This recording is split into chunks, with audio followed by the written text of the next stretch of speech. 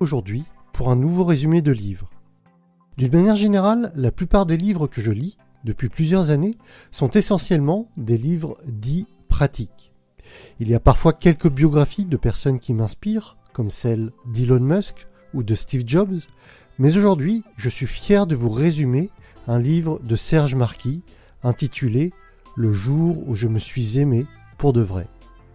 Ce qui le différencie de la plupart de mes lectures, c'est, dans un premier temps, qu'il s'agit d'un roman. Mais pas n'importe lequel, puisque sa lecture s'apparente à un véritable roman coaching, dans lequel la majorité des personnes va pouvoir s'identifier à la narratrice et apprendre au travers de son histoire, à redescendre sur Terre, véritablement. De quelle façon ? Eh bien, pour commencer, cette narratrice se prénomme Maryse. Elle est neurologue, neuropédiatre. Elle aide les enfants atteints du cancer à guérir. Derrière ce métier très noble, Maryse se montre comme étant quelqu'un de très narcissique, très carriériste. Elle a cette volonté de vouloir être la meilleure dans son domaine, la plus grande de sa catégorie. Son statut, sa renommée et ses priorités pour son travail ont fait que son mode de vie s'est naturellement orienté vers l'urgence. L'auteur qualifie Maryse comme un portrait classique de la modernité. Une vraie tête enflée avec un illustre nombril en guise de cœur. Elle vit seule avec son fils Charlot, et ce, depuis sa naissance. Charlot est un fils singulier, qui l'exaspère et l'émerveille à la fois.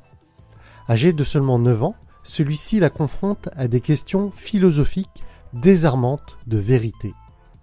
Malgré la simplicité apparente des questions de Charlot, Maryse est incapable d'y répondre. Ces questions sont le reflet de la détresse que subit Charlot, de sa tristesse, de sa solitude, de sa mise à l'écart par ses camarades de classe. Pire, des insultes et des coups qu'il reçoit de ces derniers. Sauf que tout cela, Maryse l'ignore tout au début du roman, trop aveuglée par sa soif de réussir et son désir d'être sous les projecteurs. Mais l'insistance de son fils, avec ses questions focalisées sur le thème de l'ego, finissent par interpeller sa mère. Aidée d'un ami psychologue, elle finit par ouvrir ses yeux, au moment même où Charlot, atteint d'une maladie rare, commence à perdre la vue. Sans vouloir vous dévoiler la suite de l'histoire, je voudrais vous proposer 3 enseignements que j'ai retenus suite à la lecture de ce livre. La première idée que je voulais vous partager est la définition de l'ego que nous propose l'auteur. Tout d'abord, Egoman, c'est le nom du super-héros inventé par Charlot, le fils de Maryse, dans ce roman philosophique.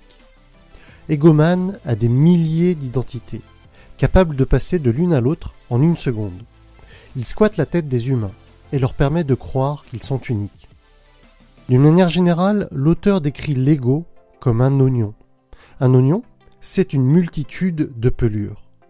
Dans le cadre de l'ego, chaque pelure représente une identité que l'on veut se donner.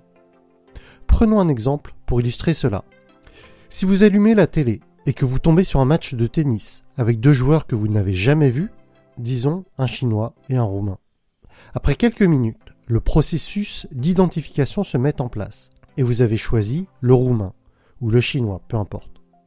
Votre joueur gagne, vous vous sentez bien. S'il perd, vous vous sentez mal. Alors qu'il y a à peine quelques minutes, vous ne les connaissiez pas.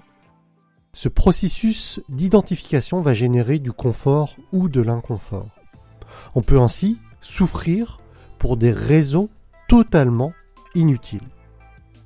Et c'est bien le message que nous livre l'auteur. Le défi d'une vie consiste à différencier l'activité de l'ego et celle de la présence. Le roman a cet objectif d'illustrer les multiples facettes de l'ego, car il se cache sous d'improbables visages. En comprenant ces mécanismes, on peut s'épargner de la souffrance inutilement. Nous avons tous le pouvoir de ne pas laisser l'ego s'emparer de nos vies et accaparer toute notre attention. Encore faut-il se rendre compte de son existence et savoir comment il fonctionne. La deuxième idée forte que je voulais vous partager, je l'ai intitulée « L'époque micro-ondes ». Notre époque est caractérisée par le fait que tout doit aller vite. Notre époque, c'est celle des surgelés. C'est celle où le micro-ondes est roi. Une époque durant laquelle nous n'avons plus le temps pour les choses importantes. On croit que parler fort est savoir et pouvoir. Une réponse rapide, pleine de certitude, est signe d'assurance. Sinon, on passe pour un incompétent, selon les propres mots de l'auteur. On pense qu'une solution instantanée est de la sagesse. Une recette, une méthode est privilégiée par rapport à la réflexion. D'une manière générale, on veut que tout soit parfait tout de suite. On ne veut que du réchauffé, que tout soit pré-mâché pour nous. On fait les choses automatiquement, sans réfléchir. Ce qui est terrible, c'est que très peu de personnes finissent par s'en rendre compte. On ne devrait pas avoir peur de la mort, mais de ne jamais avoir vécu. Vivre, ce n'est pas forcément être dans un schéma dicté par la société, par les autres, par les événements qui rythment notre vie. Ce n'est pas faire tout rapidement et passer à autre chose, et au final, s'épuiser à courir après le temps. Vivre, c'est être présent, pour soi, pour ses proches. Le pouvoir d'être là, tout de suite et maintenant, c'est la seule identité qui a de l'importance. Aimer ses proches, juste par sa présence, c'est ce qui compte le plus.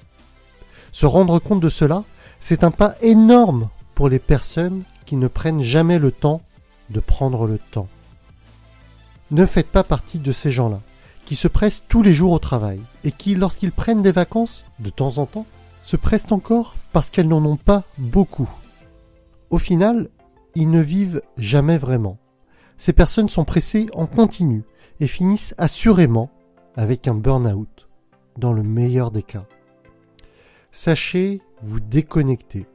Sachez profiter du moment présent et savourer juste le fait d'être présent, d'être vivant.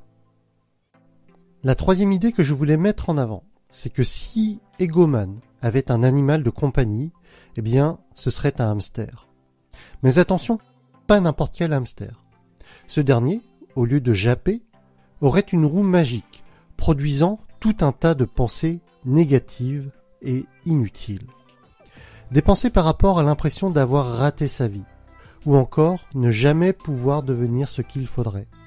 Sans aller nulle part, ce hamster aurait le pouvoir de nous suggérer des scénarios catastrophes et vous paralyser au quotidien.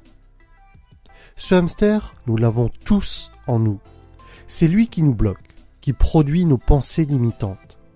Savoir se détacher de ce hamster omniprésent et ainsi vivre le moment présent, c'est s'autoriser à avancer, à progresser, à vivre la vie, tout simplement.